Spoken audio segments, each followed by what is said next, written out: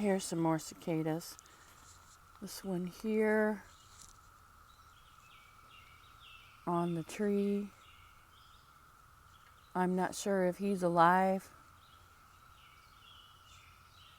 This one here, this is just the shell, so he came out of the shell. Now this one here I know is alive because I see him moving. Notice their red eyes?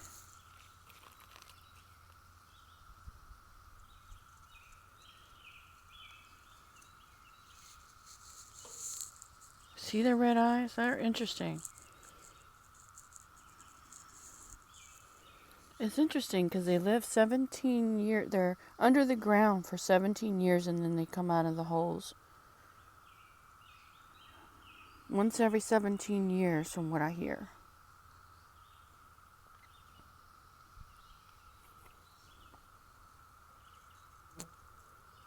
They're all over this tree.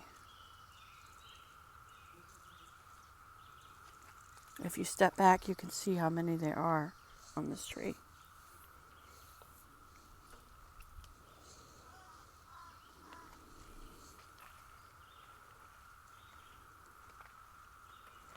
There's more on that tree.